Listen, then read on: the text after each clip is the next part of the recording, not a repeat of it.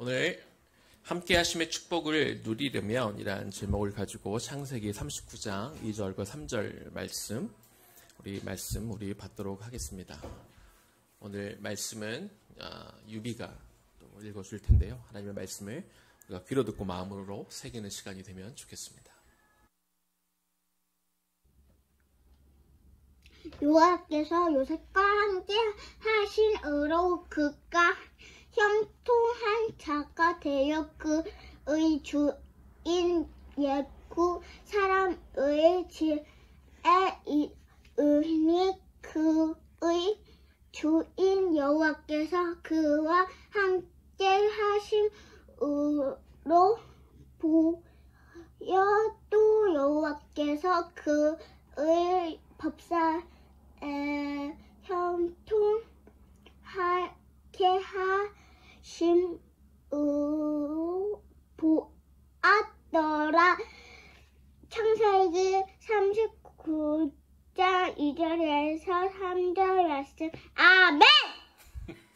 네, 세상에서 가장 씩씩한 아멘이었습니다. 네, 전에 한번 말씀드릴 것 같은데 외나무 공동체에 함께 할 때 글을 모르던 아이들이 이제 글을 배워서 이렇게 하나님의 말씀을 아주 봉독하고 예배에 참여한다는 게 얼마나 큰 기쁨이 되는지 모르겠습니다. 오늘은 39장 우리가 2절 3절 말씀을 읽었지만 39장 우리 14절까지 그 말씀을 우리가 나누며 같이 말씀을 은혜를 누리는 시간이 되면 좋겠습니다. 창세기 39장에 가장 많이 등장하는 표현이 있다면 여호와께서 요셉과 함께 하셨다, 이런 표현이 가장 많이 등장하는 그런 표현입니다. 2절에도 여호와께서 요셉과 함께 하심으로 그가 형통한 자가 되었다, 이렇게 기록이 되어 있고 3절에서도 그 주인이 여호와께서 그와 함께 하심을 보며 여호와께서 그의 범사에 형통케 하심을 보았다, 이렇게 기록이 되어 있고요. 21절에도 여호와께서 요셉과 함께 하시고 기록되어 있고, 그리고 23절에서도 간수장은 그의 손에 맡긴 것을 무엇이든지 살펴보지 아니하였으니 이는 여호와께서 요셉과 함께 하심이라. 여호와께서 그를 범사에 형통하게 하셨더라 라고 이렇게 기록이 되어 있습니다. 무려 한 장에 4번이나 반복해서 여호와께서 요셉과 함께 하셨다, 그리고 그가 형통하였다, 이런 말씀이 기록이 되어 있는 거죠. 하나님이 가지시고 있는 여러 속성이 있는데요. 그 중에 대표적인 것 중에 하나가 하나님의 편재성입니다.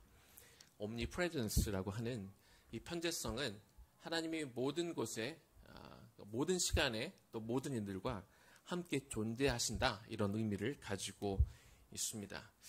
그런데 하나님이 어차피 모든 곳에 모든 시간에 모든 사람과 함께 하고 있으면 요셉과 함께 하신다라는 게 무슨 특별한 의미가 있을까요? 어차피 하나님은 모두와 함께 같이 계시는데 요셉과 특정한 시간에 같이 있었다라는 게 그럼 별 의미가 없는 게 아닐까요? 라고 생각할 수도 있겠습니다. 그런데 창세기 39장에 등장하는 요셉이 그 하나님과 함께 하셨다라는 그런 의미는 그냥 모두가 다 이렇게 누리는 그런 편재성 가운데 그 하나님을 만나는 것이 아니라 하나님의 언약 백성 가운데 특별히 하나님이 그 순간 개입하여 주셔서 함께 하시는 특별한 함께 하심이라고 우리가 생각할 수 있을 것 같습니다.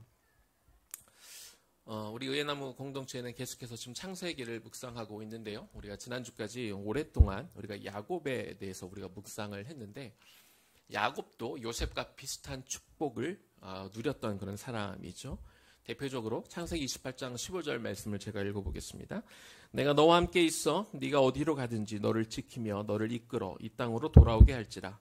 내가 내게 허락한 것을 다 이루기까지 너를 떠나지 아니하리라 하신지라.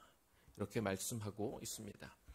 하나님은 베델에서 베델로 쫓겨나듯이 이렇게 왔던 그 야곱에게 꿈에 나타나셔서 네가 어디로 가든지 내가 너를 지키고 너를 떠나지 않겠다, 너와 함께 하겠다, 이렇게 약속하셨죠. 야곱이 이 말씀을 듣고 너무 감격스럽고 기뻐했을 텐데요. 그런데 베델에서 이렇게 하나님이 나타나셔서 그에게 이 축복의 말씀을 하신 이후로 야곱의 인생이 다 풀리기만 하던가요? 혹은 야곱이 정신 차리고 계속 신실한 믿음을 가지고 하나님과 그렇게 신앙생활을 하던가요? 그렇지 않음을 우리는 이미 다 알고 있습니다. 그렇다면 하나님이 베델에서 야곱에게 나타나셔서 내가 매 순간 너와 같이 하고 내가 너를 떠나지 않겠다라고 하셨던 말씀이 거짓말이었을까요? 그렇지 않습니다. 하나님은 언제나 야곱과 함께 하셨고 야곱을 떠나신 적이 없습니다.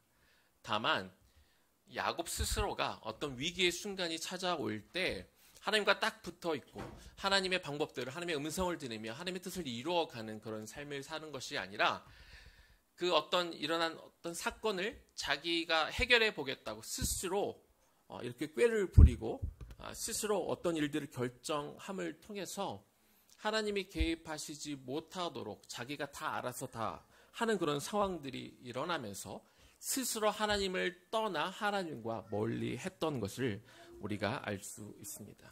그렇지만 다시 말씀드리지만 하나님은 단 한 번도 그런 순간이라 할지라도 야곱을 떠나신 적이 없습니다. 그리고 정말 결정적일 때 야곱이 자꾸 헤매고 다니는데 너무 멀리 갈 때마다 그때 잠깐 개입하셔서 그가 결국에는 그가 헤브론에서 쫓겨나듯 도망갔었지만 하나님이 그토록 원하셨던 베델을 거쳐서 다시 아버지가 있었던 헤브론으로 돌아올 수 있었음을 우리는 지난주까지 우리가 야곱을 묵상하면서 우리가 보았던 것이죠. 사도행전 7장에 보면은요, 스데반이 순교당하기 전까지 했던 설교 말씀이 있는데 그 설교 가운데 요셉의 생애를 아주 간단하게 요약한 구절이 있습니다. 사도행전 7장 9절 말씀을 보니까 여러 조상이 요셉을 시기하여 애굽에 팔았더니 하나님이 저와 함께 계셔. 하나님이 그 요셉과 함께 계셨다. 이렇게 기록하고 있습니다. 신약시대의 스데반도 하나님이 그 요셉과 함께하고 있었음이 요셉의 인생을 가장 잘 요약하는 가장 중요한 부분이라고 이렇게 강조하고 있는 것이죠.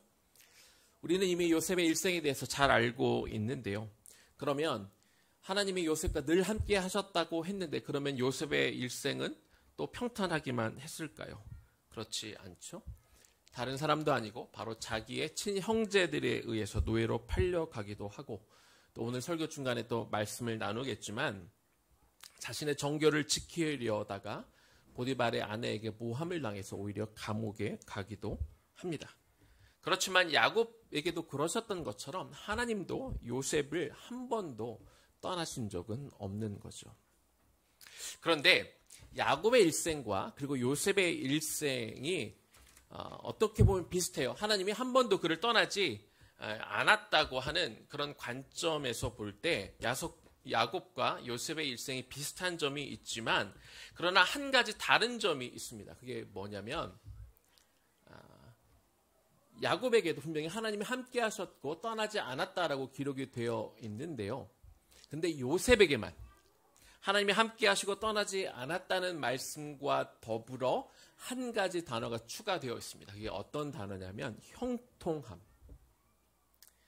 야곱도 분명히 하나님이 떠나지 않고 함께 하시는 축복을 누리기는 했는데 야곱의 일생 가운데 그의 인생이 형통했다라는 기록은 없습니다. 그러나 반면에 요셉에게는 하나님이 떠나지도 않고 함께 하셨고 지켜봐 주셨는데 거기에 더해서 요셉의 인생은 형통했다. 그렇게 기록이 되어 있는 것이죠.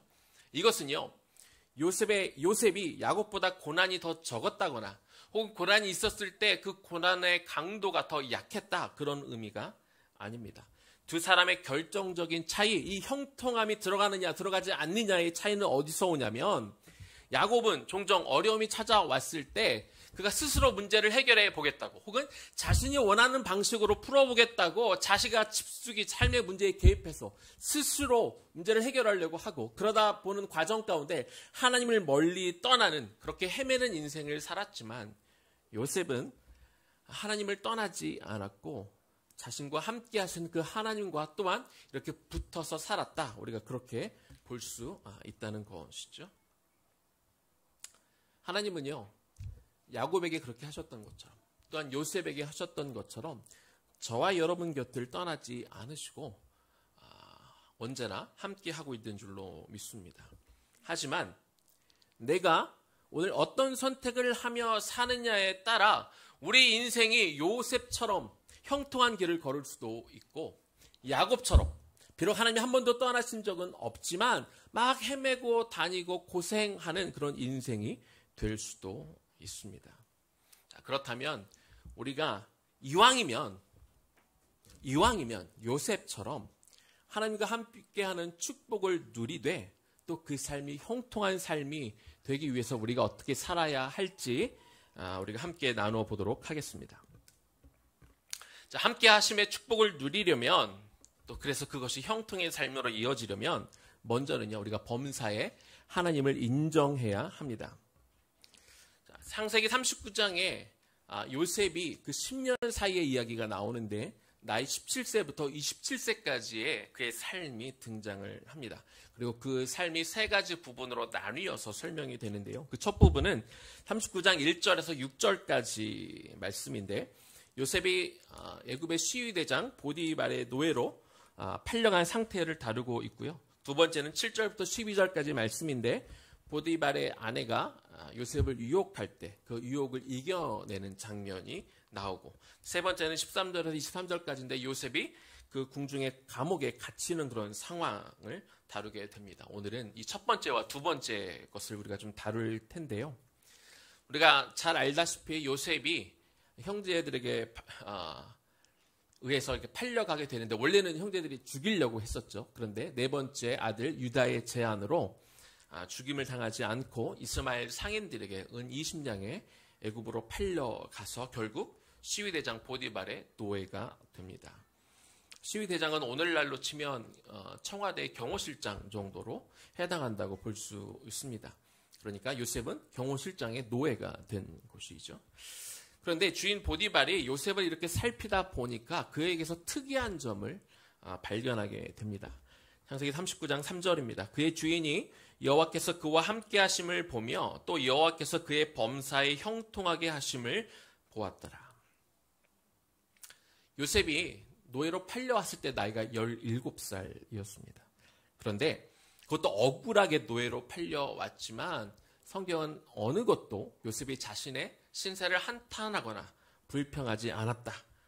그런 부분을 기록한 곳이 없는 것이죠. 우리가 알다시피 요셉은요, 부모님의 특별한 사랑을 받으며 곱게 자랐습니다. 그런 요셉이 한순간에 노예로 팔려왔다면 그 시간을 견디기가 매우 어려웠을 것입니다. 아는 사람도 한 명도 없고 언어도 다르고 문화도 다른 곳에서 시시때때로 밀려오는 어떤 외로움, 또 시시때때로 몰려오는 어떤 형제들에 대한 배신감, 이런 것들 때문에 굉장히 절망하고 낙담하기 쉬웠을 것입니다. 그러나 그렇게 되면 일반적으로 대부분의 사람들은 자기 인생에 대해서 될 때면 될 대로 되라, 이렇게 자포자기하며 살아가는 게 굉장히 일반적이었을 것입니다. 그러나 요셉은 그렇게 절망하거나 낙심 가운데 살지 않았던 것이죠. 요셉은 자신의 어떤 처지를 비관하고 화를 풀어내는데 그렇게 에너지를 쏟지 않고 도리어 하나님을 신뢰함으로 보디발의 집에서 자기에게 주어진 일에 최선을 다하며 살아가는 것들을 우리가 볼 수 있습니다. 어떻게 이게 가능했을까요? 어떻게 요셉은 불평과 불만이 아니라 자신의 주어진 삶에 최선을 다하며 살 수 있었을까요? 요셉은 비록 아직 어린 그런 나이였지만 범사에 하나님을 인정하는 사람이었기 때문에 그렇습니다. 절망적인 처지에서도 여전히 하나님을 신뢰하고 하나님을 자신의 하나님으로 인정하였고 자신이 팔려온 상황조차도 그 하나님의 하나님 되심을 그가 인정하였기 때문에 여전히 그는 미래에 대한 소망을 가지고 그 시간들을 이겨낼 수 있었던 것이죠. 모든 것이 다 잘 풀릴 때 우리가 하나님을 믿고 신뢰하는 건요, 누구나 다 잘할 수 있습니다. 그런 상황에서는 누구나 다 믿음이 좋아 보이죠. 그러나 상황이 어려울 때 하나님을 신뢰하는 것, 이것이 우리의 진짜 믿음일 것입니다. 창세기 39장 4절의 앞부분에 이렇게 기록이 되어 있습니다. 요셉이 그의 주인에게 은혜를 입어 섬김에라고 되어 있는데요.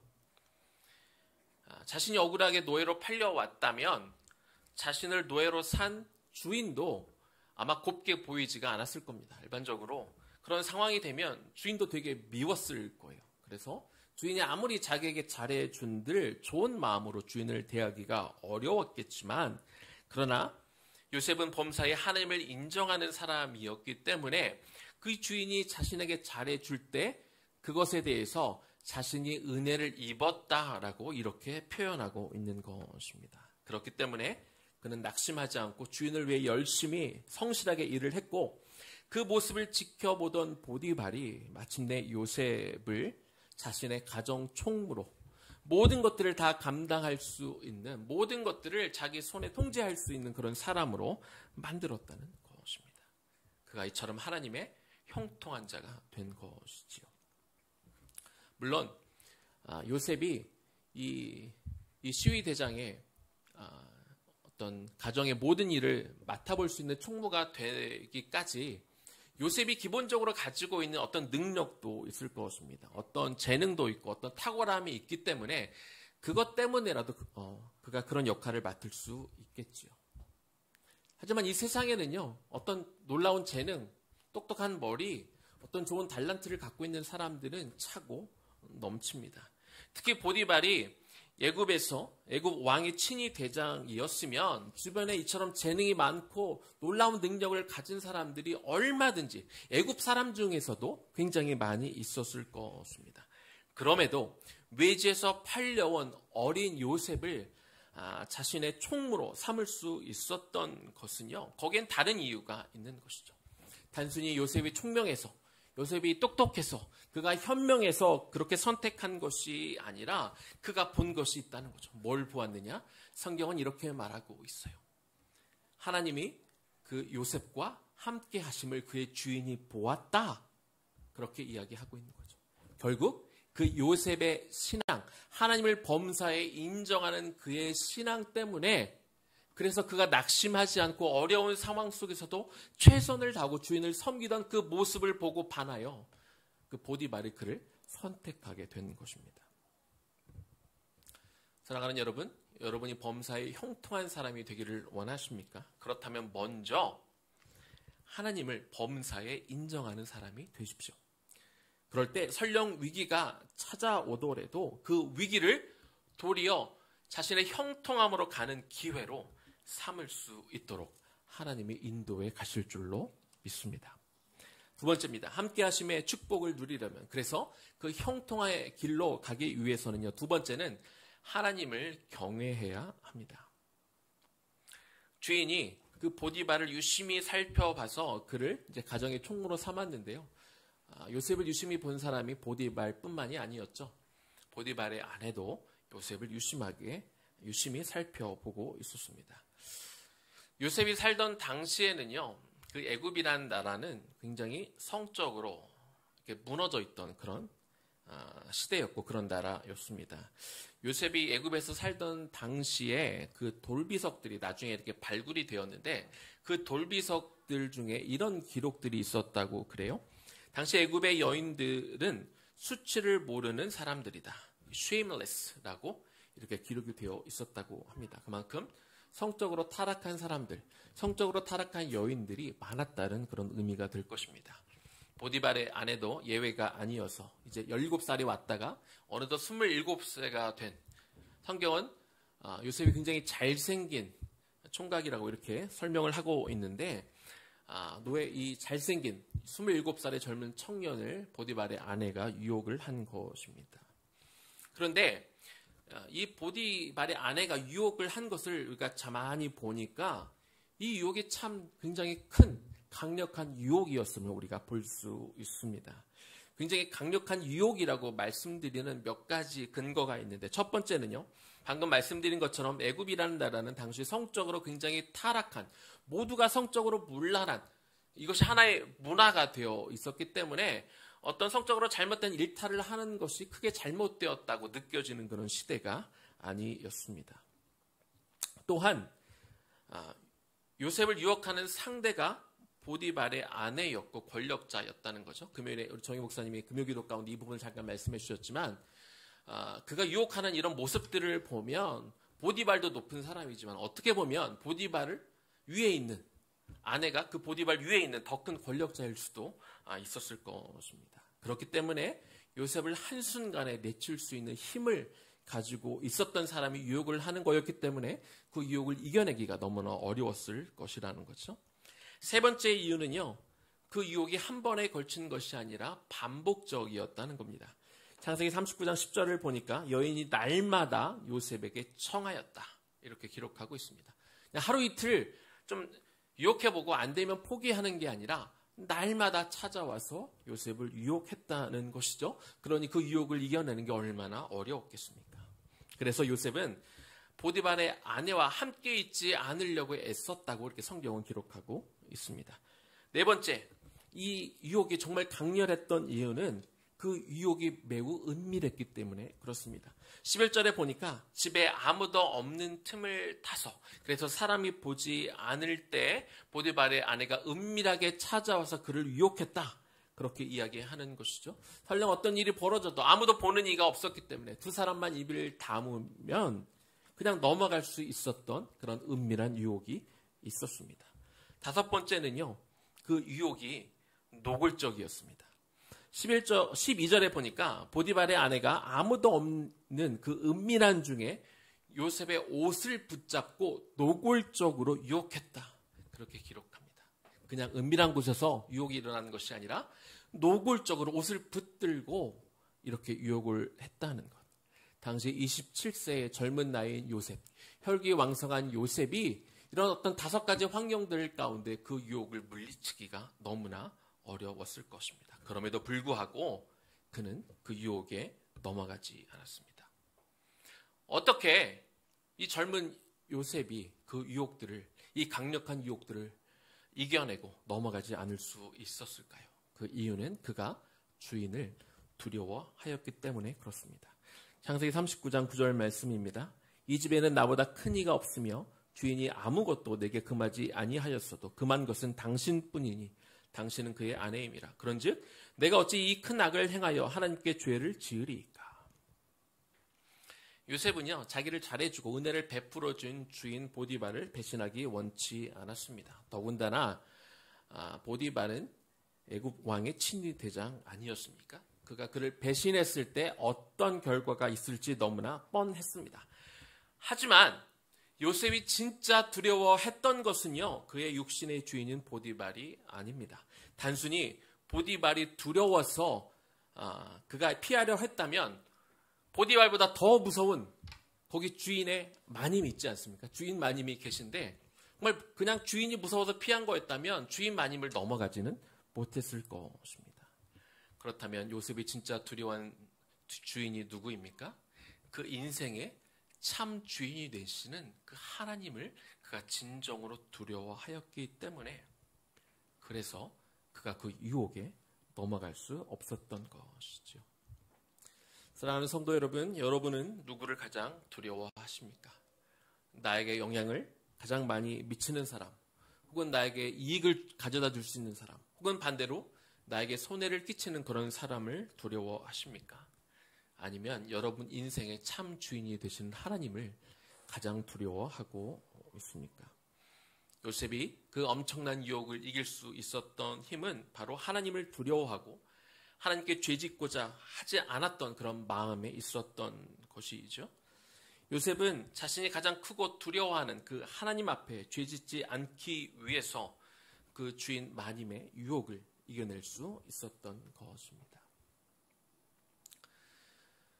지혜의 책이라고 불리는 잠언서에 좀 특별한 이야기 하나가 기록이 되어 있는데요. 그 말씀을 좀 소개할게요. 잠언서 30장 24절에서 28절까지의 말씀입니다. 땅에 작고도 가장 지혜로운 것 넷이 있는데 곧 힘이 없는 종류로되 먹을 것을 여름에 준비하는 개미와 약한 종류로되 집을 비워 사이에 짓는 사반과, 이 사반은 너구리 종류입니다. 임금이 없을 때 다 떼를 지어 나아가는 메뚜기와, 그리고 마지막으로 손에 잡힐 만하여도 왕궁에 있는 도마뱀이니라. 특히 도마뱀 얘기를 잠깐 하고 싶은데요. 이 도마뱀이라는 게요, 손에 잘 안 잡힙니다. 왜냐하면 이미 여러분들 배워서 아시겠지만 도마뱀을 잡으려고 하면 도마뱀이 그 꼬리를 잘라내고 이렇게 도망가죠. 그래서 꼬리가 잘라지면 사람들이 놀라서 이 꼬리에 집중하는 사이에 도마뱀이 도망가서 자기의 생명을 보존하는 것입니다. 과거 제가 인도네시아에 선교를 갔었던 기억이 나는데 거기서 도마뱀을 보고 잠깐 맞으려고 하니까 정말 꼬리를 잘라내고 이렇게 도망가더라고요. 그렇게 할 수 있는 이유는 꼬리를 잘라내도 그 꼬리가 다시 재생하는 그런 능력이 있기 때문에 그렇습니다. 오늘날 사단이 우리에게 하는 그 유혹들도 만만치 않습니다.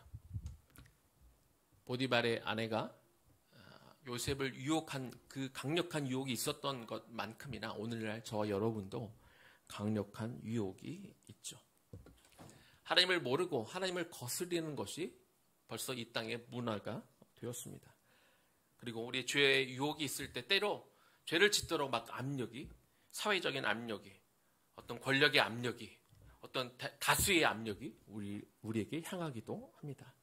그리고 이런 유혹은 반복적이고 때로는 은밀하게, 때로는 노골적으로 우리를 향하고 있습니다. 이런 강력한 유혹들이 찾아올 때마다요, 저는 기억하면 좋겠습니다. 하나님이 매 순간 여러분과 함께 하시며 우리를 지켜보고 계심을 기억하시기 바랍니다. 그리고 그 하나님을 경외하시기 바랍니다. 하나님에 대한 거룩한 두려움을 가지시기 바랍니다. 그래서 도마뱀이 꼬리를 잘라내고 꼬리는 버리지만 그의 생명을 유지하는 것처럼 우리도 그 유혹들을 과감하게 잘라내서 여러분도 사셔야 됩니다. 영적으로 살아가는 여러분들이 되기를 축복합니다. 물론 우리가 그 유혹을 이겨낸다고 해서 우리 삶이 당장 더 나아지거나 우리의 삶이 다 갑자기 형통해지지는 않습니다. 요셉의 경우는 어떤 일이 벌어졌습니까? 그의 결론은 감옥행이었습니다. 이 엄청난 유혹을 이겨냈음에도 불구하고 보디발 아내 모함을 받아 그는 감옥에 갇히게 됐고 그의 인생이 이제는 다 끝난 것처럼 보였습니다. 그러나 그가 갇힌 왕실의 감옥은 어떻게 작용을 합니까? 그가 결국 애굽의 총리가 되는 발판이 되어 주었고 그의 인생이 형통함으로 가는 그런 문이 되었습니다. 무엇 때문에 그렇습니까? 하나님을 경외하는 삶. 그가 진짜로 하나님을 거룩하게 두려워했던 그 삶이 궁극적으로 요셉의 삶이 형통함으로 그렇게 인도해낸 것을 우리가 보는 것이죠. 이제 말씀을 마무리하겠습니다. 제가 정말 최근에 좋아하게 된 말씀 중에 한 부분인데요. 여러분들에게 꼭 소개해주고 싶습니다. 에레미야 32장 40절 말씀인데요. 이 말씀 좀 여러분들과 같이 읽었으면 좋겠습니다. 한번 같이 읽어볼까요? 내가 그들에게 복을 주기 위하여 그들을 떠나지 아니하리라 하는 영원한 언약을 그들에게 세우고 나를 경외함을 그들의 마음에 두어 나를 떠나지 않게 하고. 하나님이 저와 여러분에게 복을 주기 위해서 우리들을 떠나지 아니하실 것인데요. 떠나지 않겠다는 것을 영원한 언약을 세우면서 한 가지 하시는 일이 있는데 그게 뭐냐면 하나님을 경외함을 저와 여러분들의 마음에 두어서 하나님을 떠나지 않게 하겠다. 저와 여러분의 마음에 하나님을 경외할 수 있는 마음, 하나님을 거룩하게 두려워할 수 있는 그 마음을 저와 여러분의 마음에 심겨 주어서 우리로 하나님을 영원히 떠나지 않도록 하나님은 그렇게 하시겠다. 이런 귀한 약속을 저 여러분에게 주셨습니다. 하나님은 당신의 택한 백성이 자신을 경외하는 그런 마음으로 그 경외하는 마음을 심어주셔서 우리가 하나님을 떠나지 않기를 원하십니다. 그리고 하나님을 경외하는 그 마음으로 그 거룩한 두려움으로 죄를 짓지 않기를 원하십니다. 그래서 오늘 우리 이렇게 기도하면 좋겠습니다. 아버지 하나님, 내가 하나님 당신을 경외하는 그 마음을 나에게 심어주시고 그 마음을 내가 붙들게 하옵소서. 내가 하나님을 거룩하게 두려워하는 마음을 내가 가져서 하나님, 죄의 유혹이 나에게 달려붙을 때 마치 도마뱀이 그 꼬리를 잘라 그렇게 생명을 보존하는 것처럼 하나님, 나에게 달라붙는 그 죄의 유혹들을, 그것이 아무리 강력하다 할지라도 그 죄의 유혹에 넘어가지 않으면 우리가 손해보고 남들의 피해 뒤처질 것 같다 할지라도 그 두려운 마음이 우리에게 든다 할지라도 하나님, 나에게 끊어내게 하여 주옵소서. 그래서 내 영이 살게 하여 주옵소서. 그렇게 기도하기를 소망합니다. 그래서 범사에 하나님을 인정하는 자가 되게 하여 주옵소서. 범사에 하나님이 나의 참 주인임을 인정하는 자가 되게 하여 주시옵소서. 하나님이 단 한 번도 야곱을 떠난 적이 없지만 그러나 인생의 고비 때마다 그는 스스로 해결하겠다고 스스로 하나님을 떠나 멀리 도망갔습니다.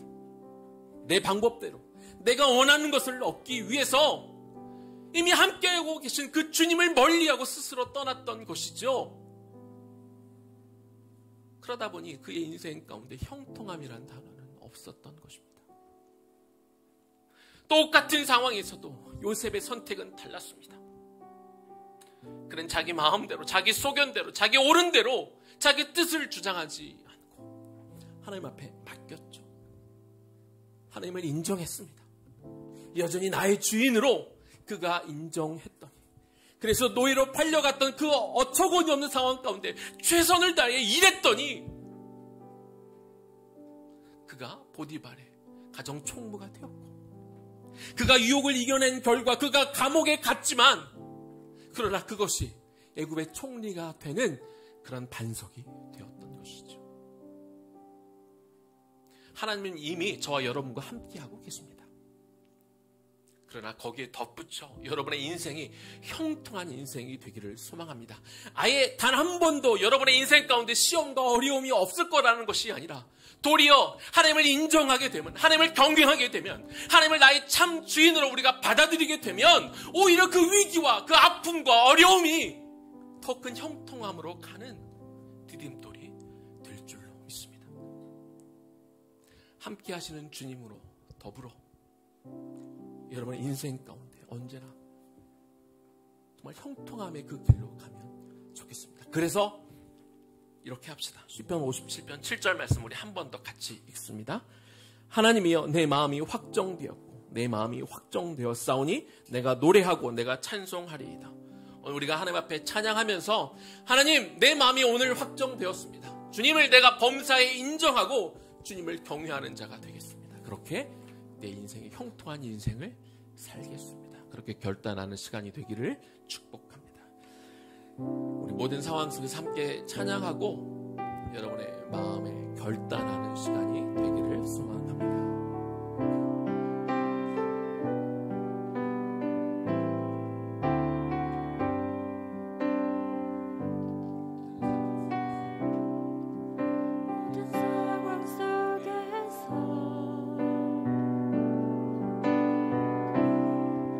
주를 찬양할지라.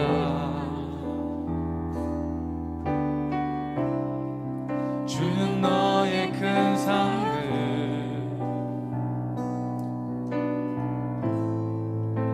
큰 도움이시라.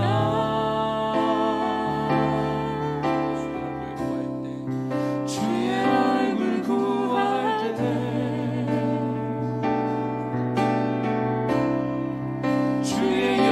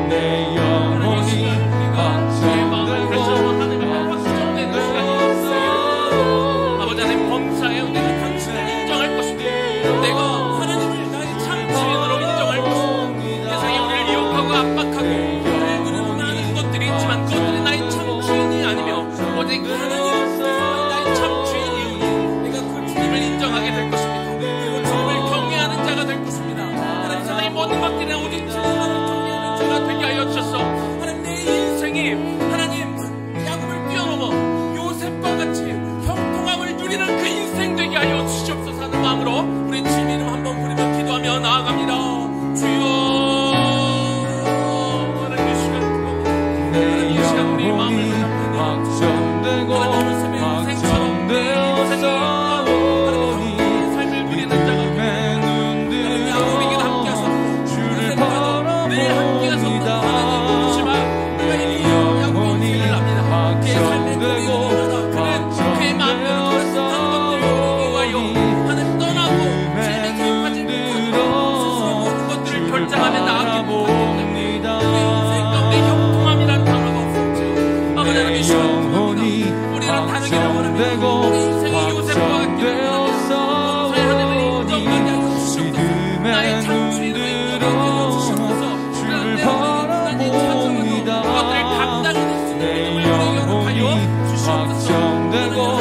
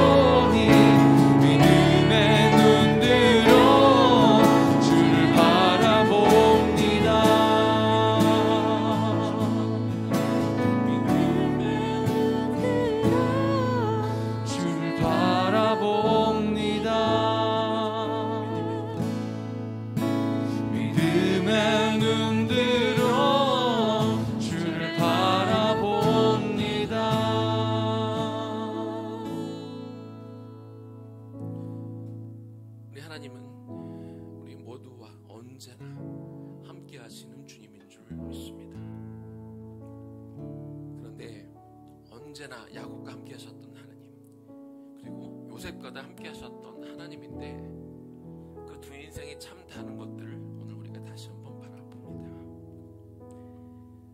하나님이 한 번도 야곱을 떠난 적이 없었지만 함께 하셨지만, 그러나 야곱은 어떻게든 자기 욕심이 너무 커서 좀 자기가 원하는 것 좀 잡아보겠다고, 그런 인생을 좀 살아보겠다고 고비고비마다 자기 마음대로, 자기 뜻대로, 자기 하고 싶은 대로 먼저 액션을 취함을 통해서 점점 하나님과 멀어지는 인생이 되었습니다. 결국 하나님의 은혜로 어쩔 수 없이 하나님이 깊이 개입하셔서 그 인생을 자꾸 돌이켜서 결국 그가 헤브론으로 돌아올 수 있었지만, 그가 나중에 애굽 왕 앞에 섰을 때 내 인생이 너무나 험난했다 고백할 만큼 그의 인생은 너무나 지치고 힘든 인생이었죠. 하나님이 아무리 함께 하셔도 우리가 그런 선택을 하면 우리 인생이 피곤할 수밖에 없습니다. 그러나 요셉의 인생은 달랐습니다. 하나님만 그와 함께 하셨던 것이 아니라 요셉 또한 하나님을 떠나지 않았지요. 어떤 상황이 와도, 어떤 어려움이 와도 하나님을 그의 참 주인으로 인정하고 범사에 하나님을 인정하였기 때문에 그리고 야곱은 언제나 참 주인 되신 하나님을 경외하였기 때문에, 하나님을 거룩한 마음으로 두려워하였기 때문에 그의 인생은 달랐습니다.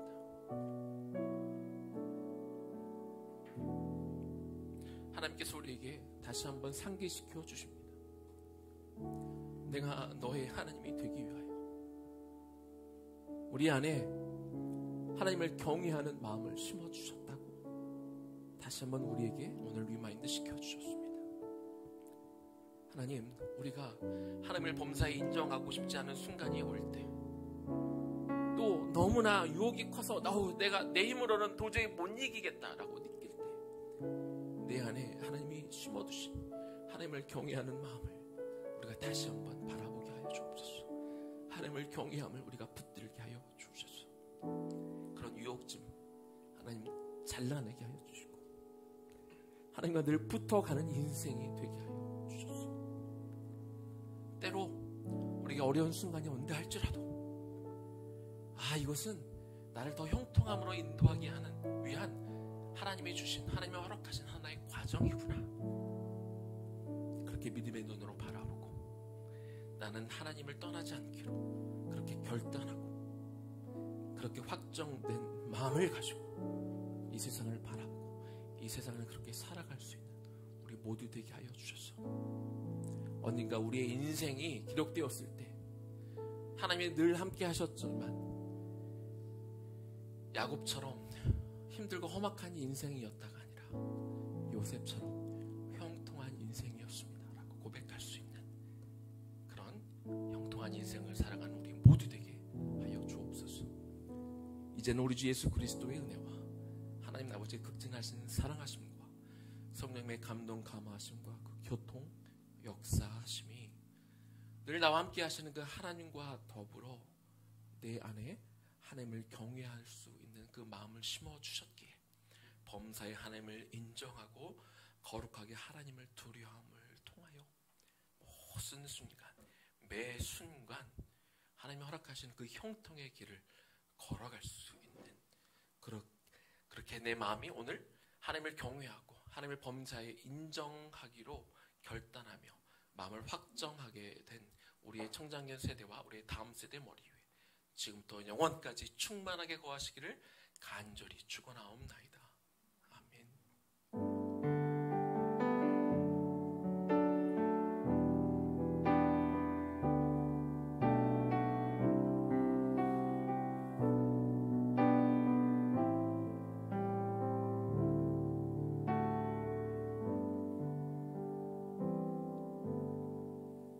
이번 한 주도 범사의 하나님을 인정하고 또 하나님을 경외하는 삶 사시길 축복합니다. 우리 좀 쉬었다가 2시 25분부터 우리 주일학교와 우리 가지 모임 하도록 하겠습니다. 우리 고사모님 반은 좀 1층에서 하시면 좋겠습니다. 우리 여성분들.